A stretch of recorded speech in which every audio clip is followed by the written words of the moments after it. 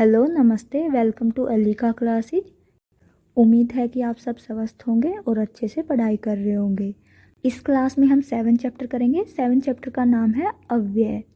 अव्यय के विषय में पढ़ने से पहले हम ये जानते हैं कि अव्यय होता क्या है।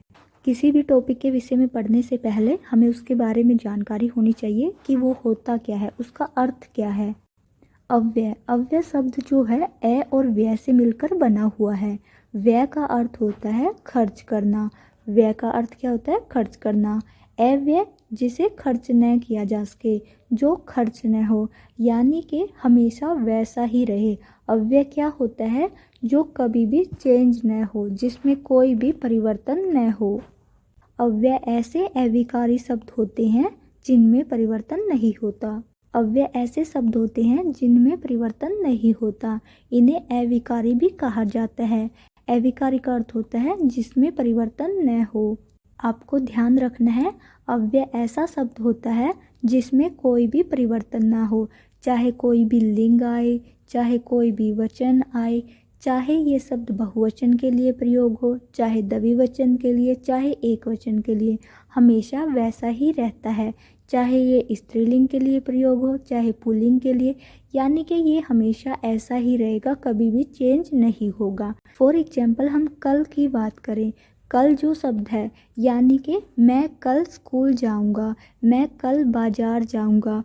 चाहे कोई भी सेंटेंस हो, चाहे लड़की के लिए प्रयोग हो, चाहे लड़के के लिए प्रयोग हो, चाहे 2 जने जाएं, चाहे 15 जने जाएं, कल हमेशा कल ही रहेगा। कल में कोई भी परिवर्तन नहीं होगा, इसलिए कल शब्द क्या है? अव्यय।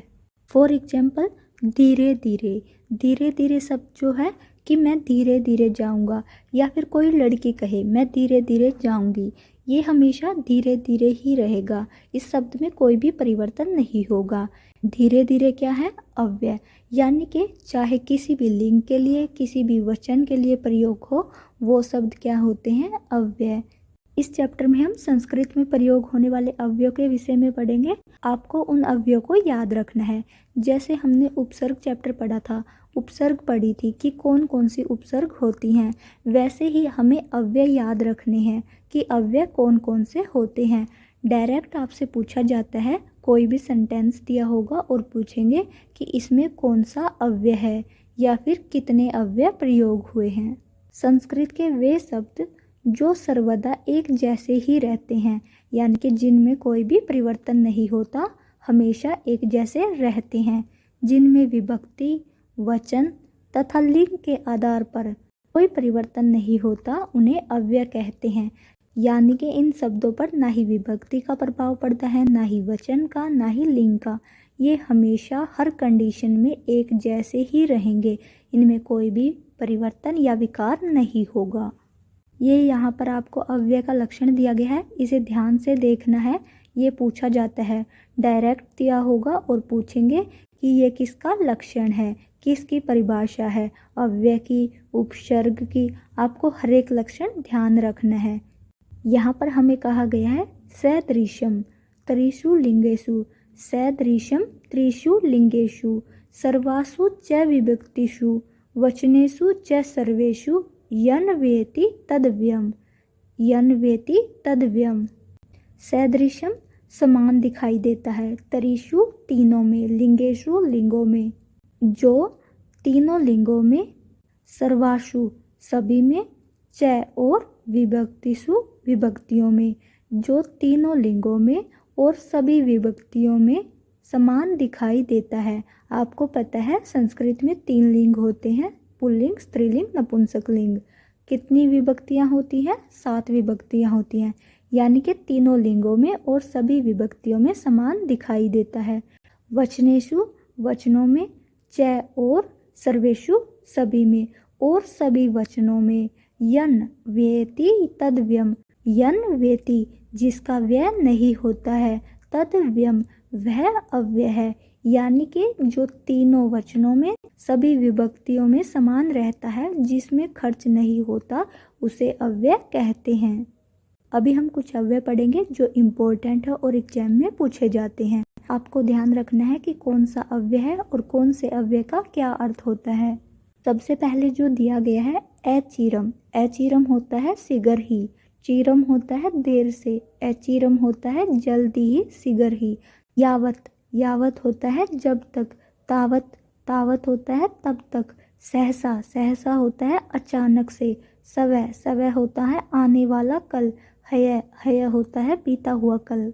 आपको ध्यान रखना है कि कौन सा अव्यय समय को दिखाता है, कौन सा अव्यय रीति को दिखाता है, कौन सा अव्यय स्थान को दिखाता है, कौन सा अव्यय दिशा को दिखाता है। क्योंकि एग्जाम में ऐसा भी पूछ लिया जाता है कि कौन सा अव्यय समय को दिखाता है, कौन सा अव्यय दिशा सूचक है, कौन सा अव्यय गुण सूचक है। आपको ध्यान रखना है। जैसे यहाँ पर दिया गया है सवै, आने वाला कल, ये समय को दिखाता है। सवै और हय दोनों ही समय सूचक हैं। सनई, धीरे धीरे, ये रीतिवाचक है। सनई, सनई, सनई, सनई का अर्थ होता है धीरे धीरे, ये रीतिवाचक है। संप्रति, सांप्रतम, अधुना, इदानीम, संप्रति, सांप्रतम, अधुना, इदानीम, इन सभी का अर्थ होता है इस समय। अधुना का अर्थ होता है अब, यानी कि अब कहो या इस समय कहो, आपको कंफ्यूज नहीं होना है। नेक्स्ट है अत्तर, अत्तर का अर्थ होता है यहाँ। अत्यंतम, अत्यंतम होता है बहुत। अथ का अर्थ है आरंभ या इसके बाद, अथ का अर्थ आरंभ है। इति, इति जो होता है ये अथ का विलोम होता है, इसका अर्थ होता है समाप्ति। नेक्स्ट है अलम, अलम, ये जो अलम है ये आपको ध्यान रखना है, ये आपके कारक में भी प्रयोग होगा। अलम का दो तरह से प्रयोग करते हैं। पहला जो है निषेधार्थक, यानी कि नहीं के योग में। दूसरा पर्याप्त या समर्थ मात्रा में, यानी कि कोई चीज़ पर्याप्त है। जैसे कहते हैं कि ये मेरे लिए पर्याप्त है, इतने में काम चल जाएगा।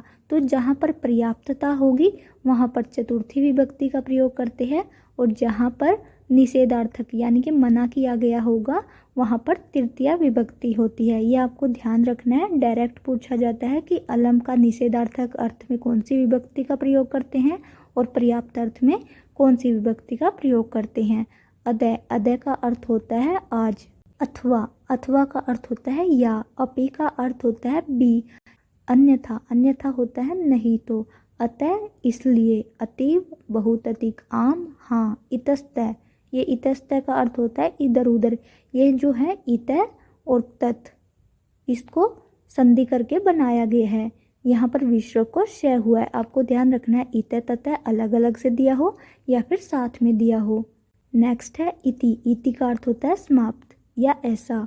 हमने पढ़ा था अथ, अथ का अर्थ क्या था आरंभ, ये उसी का विलोम है। इति का अर्थ होता है समाप्त। ऊंचाई, ऊंचाई का अर्थ होता है जोर जोर से या ऊंचे, यानी कि जब ऊंचाई की बात की होगी तो ऊंचाई के अर्थ में प्रयोग होगा कि ये बिल्डिंग बहुत ज़्यादा ऊंची है। और जब कोई व्यक्ति रो रहा है तो हम क्या कहेंगे, जोर जोर से रो रहा है, या क्या कहेंगे, जोर जोर से हंस रहा है। तो यहाँ पर जो ऊंचाई का प्रयोग है जोर जोर से या ऊंचे के अर्थ में करते हैं। एव, एव का अर्थ होता है ही, एव का अर्थ होता है ही। एकदा, एकदा का अर्थ होता है एक बार। एवं, एवं का अर्थ होता है इस प्रकार या ऐसे। किम का अर्थ होता है क्या। किंतु, किंतु का अर्थ होता है परंतु या लेकिन। कदा, कदा का अर्थ होता है कब। कुतः, कुतः का अर्थ होता है कहाँ से। ये सब क्या है, प्रश्न सूचक। कुतर, कहाँ। कव, कवचित का अर्थ क्या होता है, इन तीनों का अर्थ क्या होता है कहाँ। चय, चय का अर्थ क्या होता है और। अभितः, अभितः का अर्थ क्या होता है दोनों ओर। अब ये जो दिए गए हैं ये सारे इंपॉर्टेंट है, ध्यान रखने हैं। ये कारक में भी प्रयोग होते हैं। अभितः, परितः, सर्वतः, उभयतः, ये कारक में प्रयोग होते हैं। इनके साथ द्वितीय विभक्ति का प्रयोग करते हैं। आपको ध्यान रखना है अभितः, परितः, सर्वतः, उभयतः, इनके साथ द्वितीय विभक्ति का प्रयोग किया जाता है। ये इम्पोर्टेंट है। अभितः, अभितः का अर्थ होता है दोनों ओर। ये क्या दिखा रहा है हमें, दिशा को दिखा रहा है। परितः, परितः क्या होता है चारों ओर। सर्वतः क्या होता है सभी ओर। सर्वतः सभी ओर। उभयतः दोनों ओर। चेतः यदि। चिरम, चिरम का अर्थ होता है देर से। अचिरम क्या होता है शीघ्र ही। तत्तर, वहाँ। इतः, इधर से, यहाँ से। ततः, उसके बाद, वहाँ से। तथापि, फिर भी। तदा, तदानीम का अर्थ होता है तब। तरही, तरही का अर्थ होता है तो। तू, तू का अर्थ भी क्या होता है तो। तावत, तब तक। तुष्णिम, चुप। तुष्णिम का क्या अर्थ होता है चुप। दीवा, दीवा का अर्थ होता है दिन। न, न का अर्थ होता है नहीं। नीचई का अर्थ होता है नीचे, ऊंचाई का क्या था, ऊंचे या जोर जोर से। नूनम, नूनम का क्या अर्थ होता है, निश्चय ही। नोचेत, नोचेत का क्या अर्थ होता है, नहीं तो। ये इतने सारे हैं, कंफ्यूज नहीं होना है। जब आप इनको बार बार देखोगे, पढ़ोगे, तो आपको एग्जाम में अपने आप ही रिकॉल हो जाएंगे कि आपने कौन सा अव्यय पढ़ा था। आपको जो ध्यान रखना है वो ये ध्यान रखना है कि कौन सा समय सूचक है, कौन सा दिशा सूचक है। और आपको इतना तो पता चल ही जाएगा कि आप समय की बात कर रहे हो या दिशा की बात कर रहे हो, पर्सन सूचक है या रीति सूचक है। आपको इन्हें बार बार पढ़ना है, बार बार इन्हें देखना है, अपने आप ही याद हो जाएंगे। आसान सा टॉपिक है, इसमें इसका लक्षण याद रखना है आपको, और आपको पता होना चाहिए कि ये कभी भी चेंज नहीं होते। लक्षण याद रखना है कि अव्यय होता क्या है, क्योंकि एग्जाम में कई बार पूछा गया है। इसके साथ ही आपको कोई भी वाक्य दिया होगा, उसमें आपको पूछेंगे कि कौन सा अव्यय है या कितने अव्यय है। अगर आपको ध्यान है कि ये अव्यय में मैंने पढ़ा था, जैसे पुनः, प्रातः, पश्चात, अत्तर, कुत्तर, सर्वत्र, पर्वतः, व्यतः, परितः, अगर आपको ध्यान है कि मैंने ऐसा कुछ अव्यय पढ़ा था तो आप बता पाओगे, वरना आप नहीं बताओगे। इसलिए आपको इन्हें याद नहीं करना है, बार बार देखना है, बार बार पढ़ना है, अपने आप ही रिकॉल हो जाएंगे। ऐसा नहीं सोचना है कि इतने सारे हैं कैसे याद रहेंगे, कैसे याद करूं। इनको बस आप बार बार पढ़ते जाना, अपने आप ही याद हो जाएंगे। कुछ ऐसे टॉपिक होते हैं जिनको समझना पड़ता है, कुछ ऐसे टॉपिक होते हैं जो अपने आप ही बार बार देखने से याद हो जाएंगे। जैसे संधियाँ हैं, उनमें हमें नियम याद करने पड़ेंगे, उनको समझना पड़ेगा। लेकिन जो उपसर्ग है, अव्यय है, ये ऐसे टॉपिक हैं, ये आपको याद करने पड़ते हैं। इन्हें बार बार देखोगे तो अपने आप ही याद हो जाएंगे। ईजी टॉपिक है, लेकिन कई बार अगर ध्यान नहीं देते हैं तो हमारा नंबर कट जाता है। इसलिए आपको ध्यान देना है, इन्हें बार बार देखते रहना है। आगे बढ़ते हैं। नेक्स्ट है पुनः। पुनः का अर्थ होता है फिर। प्रातः सवेरे, पश्चात बाद में, प्रवृत्ति से लेकर, परंतु परंतु, किंतु लेकिन, पूरा पुराने समय में, पहले। सायं, सायं का क्या अर्थ होता है, शाम। शवः कल, आने वाला कल, ये पहले भी आ चुका है। हय बीता हुआ कल। श का अर्थ होता है साथ। ये जो स है ये आपको याद रखना है, ये तृतीया विभक्ति के साथ आता है। नेक्स्ट है सव्यम। सव्यम होता है अपने आप, सहसा, अचानक। सम, था, थी, थे। सर्वत्र, सब जगह। अथ किम, और क्या। तथा, वैसे। परस्परम, आपस में। बही, बाहर। बहुधा, बहुधा का अर्थ होता है अक्षर। बाडम का अर्थ होता है हाँ। माँ का अर्थ होता है नहीं। मुहुर्मुहु, भूय, वारम वारम, इन तीनों का अर्थ होता है बार बार। यत, यत का अर्थ होता है कि। यत्तर, यत्तर का अर्थ होता है जहाँ। यदि, यदि का अर्थ होता है अगर। ये सब कंडीशन के साथ लगते हैं। यत्तर, यत्तर, यत्तर किसे दिखाएगा, स्थान को। यदि, अगर, यदि कहाँ होगा, जहाँ कंडीशन दिखानी होगी। यद्यपि, यद्यपि का अर्थ भी होता है अगर। यावत, यावत क्या होता है जब तक। यतः, यतः क्या होगा, जहाँ से। यदा, यदा होगा जब। कदा होता है कब। वाह क्या होता है या अथवा अर्थ में प्रयोग होता है। विना, विना का अर्थ क्या होता है, बिना। वृथा, वृथा का अर्थ होता है व्यर्थ। सनई, सनई का अर्थ होता है धीरे। सर्वदा, सदा, सदैव, इन तीनों का अर्थ होता है नित्य, लगातार। ही, यतः, यतो ही, इनका अर्थ होता है क्योंकि। खलु, खलु का अर्थ होता है निश्चय ही। ईसत, ईसत का अर्थ होता है थोड़ा ही। ईसत का अर्थ क्या होता है, थोड़ा ही। जातु, जातु का अर्थ क्या होता है, कभी। जातु का अर्थ क्या होता है, कभी। दिक का अर्थ होता है धिकार। नक्तम का अर्थ होता है रात। परसय, परसय का अर्थ होता है बलात्। परसय का अर्थ क्या होता है, बलात्। नमः, नमः का अर्थ क्या होता है, नमस्कार, प्रणाम। पुरः, पुरस्तात्, पुरतः, इन सब का अर्थ होता है सामने। ये यहाँ पर आपको दिया गया है वाक्य में प्रयोग। वाक्य में प्रयोग किया गया है और बताया गया है कि वाक्य में प्रयोग होगा तो कैसे दिए होंगे। वाक्येषु केषांचित् अव्ययपदानां प्रयोगान् पश्येत्। वाक्य में कुछ अव्यय पदों का प्रयोग देखिए। कछपै शनैः शनैः चलती। कछपै शनैः शनैः चलती, कछुआ धीरे धीरे चलता है। आपको एग्जाम में ऐसे वाक्य दिया होगा और उसे अंडरलाइन करेंगे, पूछेंगे ये जो अंडरलाइन किया हुआ शब्द है ये क्या है, उपसर्ग है, अव्यय है, क्रिया है, क्या है। तो आपको पता होना चाहिए कि शनैः शनैः क्या है, अव्यय। अभी आपको ये इजी लग रहे होंगे, जिसको आते हैं उसको आसान लग रहे हैं और जिसको नहीं आते उसको ये लग रहा है कि मैं कैसे याद करूं। जिनको नहीं आते हैं वो बार बार देखिए, बार बार पढ़िए। जिनको आते हैं वो अपना पक्के कर लीजिए ताकि आपका नंबर न जाए, क्योंकि कई बार आसान टॉपिक में भी नंबर चले जाते हैं। और वैसे भी एग्जाम में एक आध नंबर तो ऐसे ही होता है, एग्जामिनर भी सोचता है चलो ले लो तुम नंबर ले लो। अव्यय भी ऐसे ही टॉपिकों में है जो सभी को आते हैं, आसान टॉपिक है। लेकिन अगर आसान टॉपिक में भी नंबर चला जाए तो फिर सिलेक्शन रुक सकता है ना। इसलिए हर चीज़ का आपने ध्यान से पढ़ना है और आराम से उन सब चीज़ों को धीरे धीरे देखना है। आसान टॉपिक समझ के उसे छोड़ना भी नहीं होता कि मैं कर लूँगा, एक बार 2-3 मिनट देख लेना चाहिए। कई बार आसान टॉपिक से नंबर चला जाता है, खुशी में पागल भी हो जाते हैं ना, फिर हमारा ध्यान नहीं रहता कि कौन सा ऑप्शन होगा कौन सा नहीं। इसलिए हर एक चीज़ को ध्यान से पढ़ना है, एक एक नंबर हमारे लिए कीमती होता है। अचीरम गरिहम गच, जल्दी घर जाओ। यहाँ पर अचीरम क्या है? अव्यय। ऐसे ही यहाँ पर आपको अन्य वाक्य दिए गए हैं, आपको इनमें ध्यान से देखना है कि कौन सा है। जैसे यहाँ पर सवै, हय, सहसा, इदानीम, यद्यपि, अथ, अत्तर, कुत्रापि, इतस्तः, ये सभी क्या है? अव्यय है। ये आपको डाक करके दिए गए हैं ताकि आपको पहचान हो सके कि वाक्य में इनका प्रयोग कैसे होता है। आपको ध्यान रखना है, आपको 4 ऑप्शन दे के ये पूछे कि कौन सा अव्यय है या कौन सा नहीं है, या फिर वाक्य में प्रयोग करे और वाक्य में प्रयोग करके आपसे ये पूछे कि इनमें कौन सा अव्यय है, इस वाक्य में कौन सा अव्यय है, इस वाक्य में कितने अव्यय है। एक वाक्य में एक से ज़्यादा अव्यय भी हो सकते हैं। आपको ध्यान रखना है कि कहाँ पर कैसे क्वेश्चन पूछा जा रहा है। ये सभी आपको वाक्य दिए गए हैं, आपको इन्हें देख लेना है कि कैसे प्रयोग हुए हैं।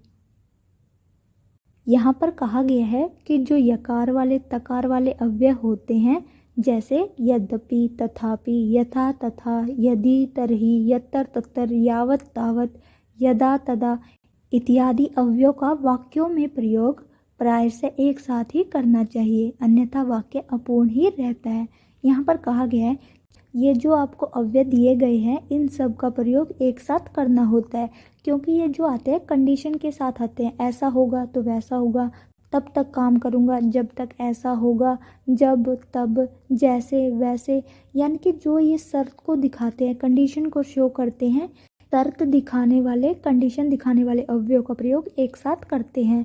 अगर एक साथ प्रयोग नहीं होगा तो फिर हमारा वाक्य अधूरा रहेगा। मान लो कोई वाक्य दिया गया है और उसमें आपको फिल इन द ब्लैंक्स करना है, और वहाँ पर एक जगह आपको यद्यपि दे दे और दूसरा खाली है, तो वहाँ पर आप किस अव्यय का प्रयोग करोगे? तथापि का। ऐसे ही यहाँ पर यथा दिया गया है, यहाँ पर फिल इन द ब्लैंक्स है, तो आप वाक्य में क्या करोगे? तथा का प्रयोग करोगे। अगर आपको वाक्य में यथा दिया है और फिल इन द ब्लैंक्स में आप क्या प्रयोग करोगे? तथा। ऐसे ही यत्तर दिया होगा तो आप तत्तर का प्रयोग करोगे। इन सभी का प्रयोग भी आप पेयर में करोगे, एक आएगा तो दूसरा भी आएगा। यहाँ पर आपको इतना ध्यान रखना है कि ये जो अव्यय दिए गए हैं ये अव्यय पेयर में प्रयोग होते हैं। इस चैप्टर में अव्यय का लक्षण पढ़ा, अव्यय की परिभाषा की और कौन कौन से अव्यय होते हैं ये पढ़ा। आपको क्या याद रखना है? आपको अव्यय का लक्षण याद रखना है और ये याद रखना है कि कौन कौन से अव्यय होते हैं। इन्हें बार बार पढ़ते जाइए, अपने आप ही याद हो जाएंगे। क्लास में इतना ही पढ़ेंगे।